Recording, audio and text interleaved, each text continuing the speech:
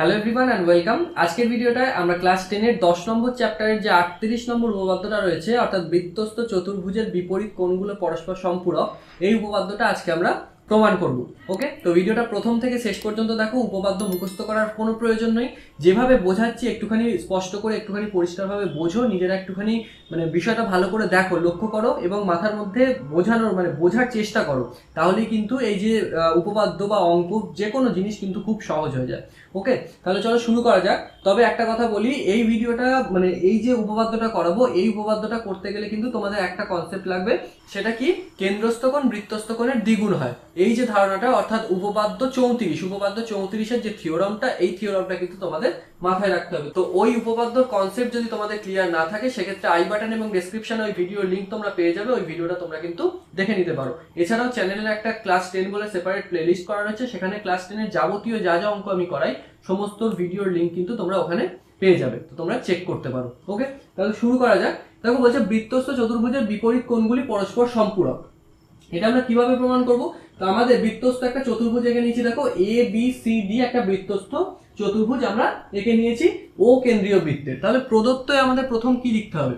প্রদত্তের মধ্যে আমাদের কি লিখতে হবে? ও কেন্দ্রীয় বৃত্তের এ বি সি ডি হলো একটি বৃত্তস্থ চতুর্ভুজ। তাহলে ওইটা আমরা লিখে ফেলি। প্রদত্তর মধ্যে ও কেন্দ্রীয় বৃত্তের এ বি সি ডি হলো একটি বৃত্তস্থ চতুর্ভুজ। ওকে, তাহলে প্রদত্তটা আমরা লিখে ফেললাম। এরপর দেখো প্রামাণ্য বিষয়, আমাদের কি প্রমাণ করতে হবে, ভালো করে পড়ে দেখো। বৃত্তস্থ চতুর্ভুজের বিপরীত কোণগুলি পরস্পর সম্পূরক। সম্পূরক মানে কি? পূরক কোণ মানে কি? দুটি কোণের সমষ্টি 90 ডিগ্রি হলে তাকে একে অপরের পূরক কোণ বলা হয়। সম্পূরক কোণ কি? দুটি কোণের সমষ্টি যদি 180 ডিগ্রি হয়, তাহলে সেই কোণগুলিকে একে অপরের সম্পূরক কোণ বলা হয়, তাই তো? তাহলে আমাদের কি প্রমাণ করতে হবে? দেখো বলেছে, দেখো চতুর্ভুজের বিপরীত কোণগুলি পরস্পর সম্পূরক। তাহলে দেখো বিপরীত কোণ কোনটা? এ কোণের বিপরীত কোণ সি কোণটা, আবার বি কোণের বিপরীত কোণ ডি কোণটা। তাহলে পরস্পর সম্পূরক মানে কি? আমরা কি বলতে পারি? এ কোণ প্লাস সি কোণ ইকুয়াল টু 180 ডিগ্রি, আবার বি কোণ প্লাস ডি কোণ ইকুয়াল টু 180 ডিগ্রি। বোঝা গেল ব্যাপারটা? দেখো বৃত্তস্থ চতুর্ভুজ একটা এ বি সি ডি একটা বৃত্তস্থ চতুর্ভুজ, যার এ কোণের বিপরীত কোণ সি কোণ। তাহলে এ কোণ প্লাস সি কোণ কত হবে? পরস্পর যদি সম্পূরক হয় তাহলে 180 ডিগ্রি হবে। তাহলে এইটা অর্থাৎ এ প্লাস সি এবং বি প্লাস ডি, এই দুটো যদি পরস্পর আলাদা আলাদা ভাবে 180 ডিগ্রি করে হয়, অর্থাৎ A plus C equal to 80 degree 180 degree, আবার B plus D equal to 180 degree, এই দুটো বিষয় যদি আমরা প্রমাণ করতে পারি, আমরা তাহলে খুব সহজেই প্রমাণ করে দিতে পারবো যে বৃত্তস্থ চতুর্ভুজের বিপরীত কোণগুলি পরস্পর সম্পূরক হয়। বোঝা গেল? ধারণাটা ক্লিয়ার হলো? তাহলে প্রামাণ্য বিষয় আমরা কি লিখবো? দেখো প্রামাণ্য বিষয় তাহলে আমাদের লিখতে হবে, দেখো কোণ এ বি সি প্লাস কোণ এ বি সি প্লাস কোণ এ ডি সি, তাই তো? এ বি সি প্লাস কোণ এ ডি সি। আগের দিনে তোমাদের বলেছিলাম মুখস্থ করার কোনো প্রয়োজন নেই, ছবির দিকে তাকাবে, দেখে দেখে লিখবে। বোঝা যাচ্ছে কিভাবে করছি? দেখো A B C A B C এর বিপরীত কোণ কোনটা? A D C. তাহলে A B C plus A D C equal to 180 degree, এইটা একটা। আরেকটা কি প্রমাণ করতে হবে? কোণ বিএডি প্লাস কোণ বিসিডি ইকুয়াল টু 180 ডিগ্রি। তাহলে লিখে ফেলি কোণ বিএডি প্লাস কোণ B C D equal to 180 degree. Okay, এই দুটো জিনিস আমরা লিখে ফেললাম, এইটা এবং এইটা, এই দুটো আমাদের প্রমাণ করতে হবে। তোমরা নাম্বারিং করতে পারো, 1 নাম্বার এবং 2 নাম্বার লিখতে পারো, এবং এই দুটো কিন্তু নিচে নিচে লিখবে। আমি জায়গাটার একটু প্রবলেমের জন্য আমি সাইডে লিখে দিয়েছি। বোঝা গেছে? এইটা 1 নাম্বার উপরে লিখবে, এটা 2 নাম্বার নিচে লিখবে। বোঝা গেল? এরপর এই বিষয়টা আমাদের প্রমাণ করতে গেলে একটা ছোট্ট করে আমাদের অঙ্কন করে নিতে হবে। কি অঙ্কন করতে হবে? দেখো দেখো বৃত্তের কেন্দ্র হচ্ছে ও। ওটা কি? ওটা হচ্ছে বৃত্তের কেন্দ্র। তাহলে এই যে এ বিন্দুটা, এই এ বিন্দুর সঙ্গে ও বিন্দু, এবং বি সি যে বিন্দুটা, এই সি বিন্দুর সঙ্গে ও বিন্দু, এই দুটোকে যোগ করে দিতে হবে। বোঝা গেল? তাহলে অঙ্কনে আমরা কি লিখবো? লিখে ফেলি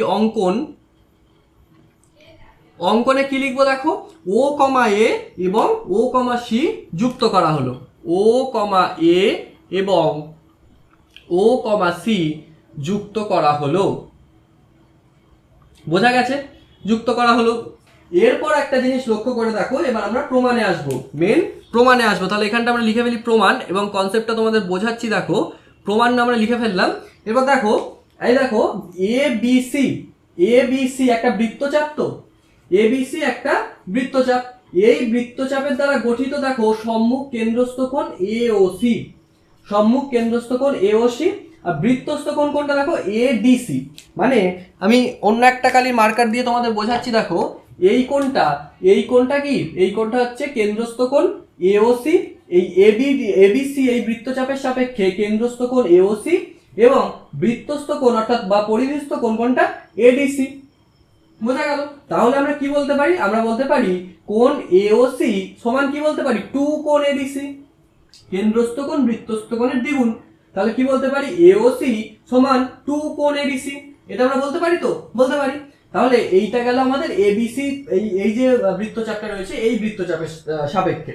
এইবার অপর দিক থেকে তোমরা লক্ষ্য করে দেখো এডিসি এই যে বৃত্তচাপটা, এই যে বড় বৃত্তচাপটা এডিসি, এই যে বড় বৃত্তচাপটা টোটালটা এখান থেকে এতটা, এই যে এডিসি টোটাল বৃত্তচাপের সাপেক্ষে দেখো কেন্দ্রস্থ কোণ কি হয়ে যাচ্ছে, দেখো কেন্দ্রে উৎপন্ন হচ্ছে তখন কোনটা? এই দিক থেকে আমরা দেখবো তাহলে এই কোণটা কিন্তু সেক্ষেত্রে কেন্দ্রে উৎপন্ন হচ্ছে, এই যে কোণটা।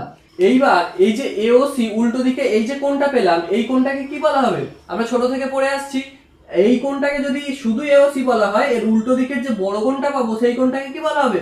প্রবৃদ্ধ এওসি। এই কোণটার থেকে এই কোণটা যখন বড় হয় তখন এইটাকে ছোটটাকে এওসি বলা হয় এবং অপর প্রান্তের কোণটাকে কি বলা হয়? প্রবৃদ্ধ এওসি। প্রবৃদ্ধ এওসি বলা হয় তো। এই কনসেপ্টটা আশা করি তোমরা সবাই জানো, ছোট থেকে পড়ে এসছো। তাহলে আমরা কি বুঝলাম দেখো, এডিসি এই বৃত্তচাপের সাপেক্ষে আমাদের কেন্দ্রস্থ কোণ হচ্ছে প্রবৃদ্ধ এওসি, প্রবৃদ্ধ এওসি কেন্দ্রস্থ কোণ। আবার বৃত্তস্থ কোণ তখন হয়ে যাচ্ছে দেখো এই কোণটা, বৃত্তস্থ কোণ হয়ে যাচ্ছে এবিসি, তাই তো? কেন্দ্রস্থ কোণ কোনটা? কেন্দ্রস্থ কোণ এই যে এই চাপটার সাপেক্ষে কেন্দ্রস্থ কোণ প্রবৃদ্ধ এওসি আর বৃত্তস্থ কোণ কি হয়ে যাচ্ছে দেখো এবিসি। বোঝা গেল? তাহলে এই যে কনসেপ্টটা আমরা বুঝলাম, এই বিষয়টাই আমরা প্রমাণের মধ্যে লিখবো। দেখো তাহলে আমরা কি লিখবো? দেখো এডিসি কি লিখবো? এডিসি বৃত্তচাপের দ্বারা গঠিত কেন্দ্রস্থ কোণ কি? কেন্দ্রস্থ কোণ কি বললাম? এওসি না, এওসি নয়, কি বললাম? প্রবৃদ্ধ এওসি। প্রবৃদ্ধ এওসি বললাম তো। তাহলে এই যে কোণটা, এই কোণটার নাম কি? প্রবৃদ্ধ এওসি। তাহলে আমরা সেটাই লিখি, এডিসি বৃত্তচাপের দ্বারা গঠিত কেন্দ্রস্থ কোণ প্রবৃদ্ধ এওসি, প্রবৃদ্ধ কোণ এওসি লিখে ফেললাম। এবং বৃত্তস্থ কোণ, বৃত্তস্থ কোণ কোনটা? বৃত্তস্থ কোণ কোণ এবিসি, তাই তো? কোণ এবিসি, এটাই এতক্ষণ ধরে বোঝালাম।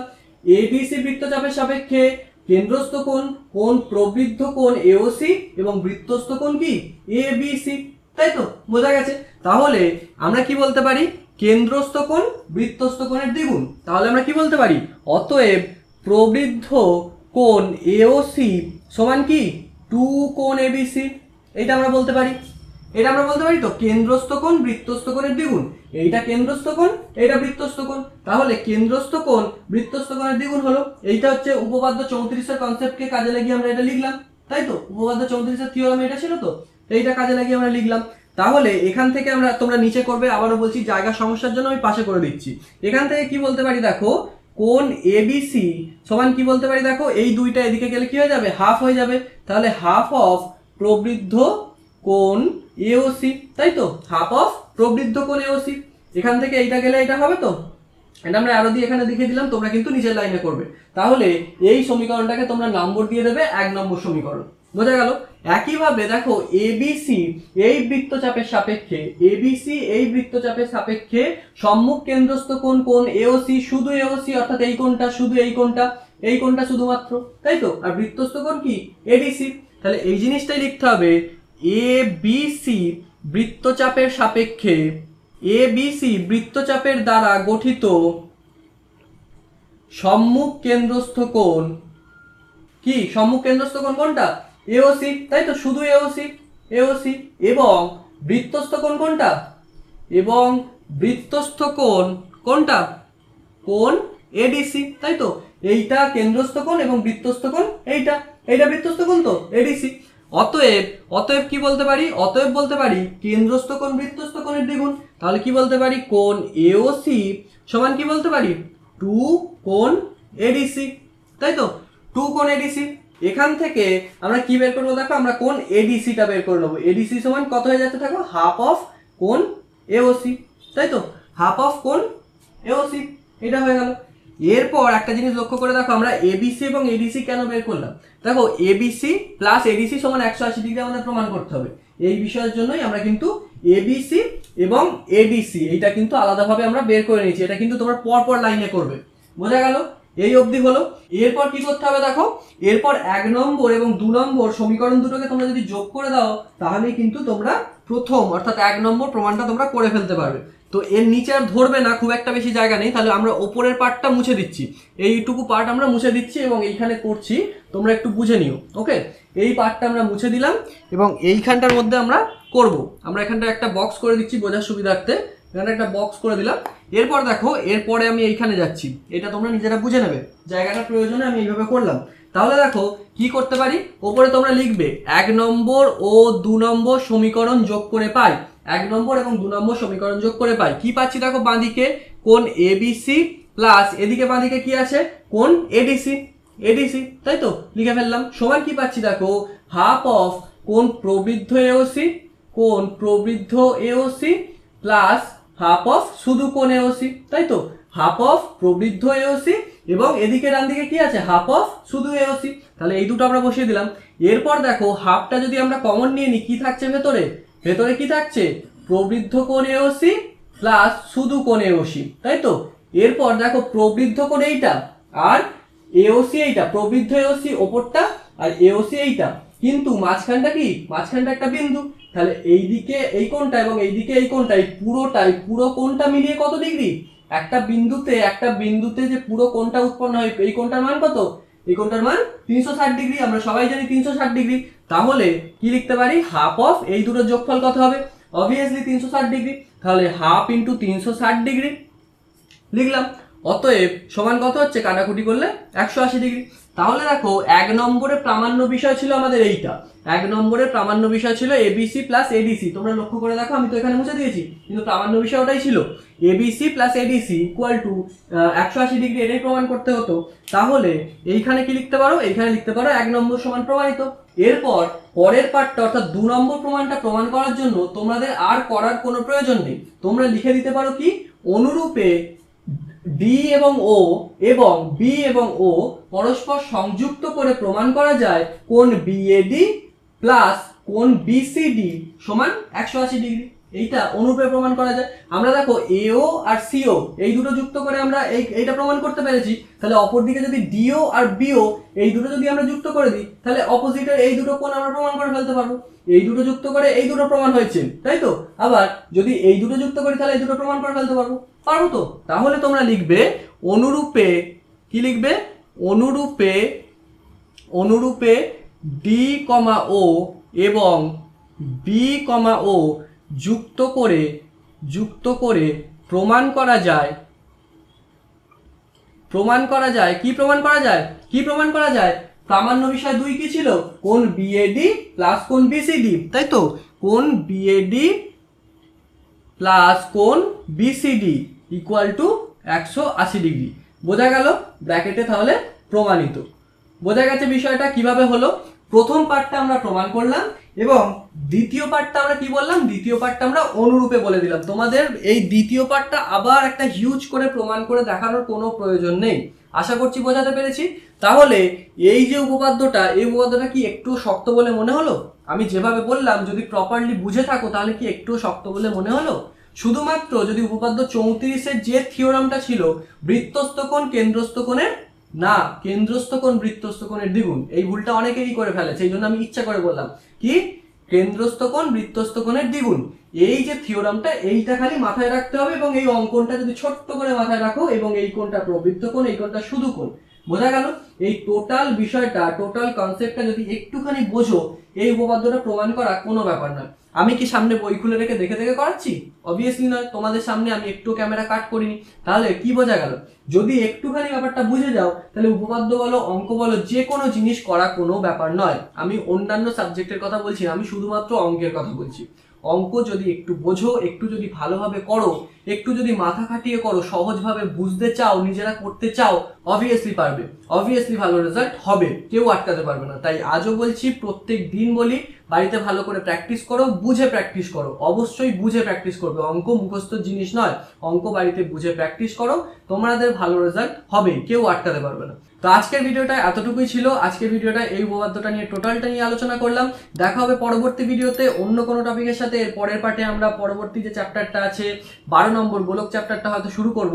তো দেখা হবে সেই ভিডিওতে। সবাই ভালো থাকবে, সুস্থ থাকবে, বাড়িতে অবশ্যই অঙ্ক প্র্যাকটিস করবে। টাটা সবাইকে।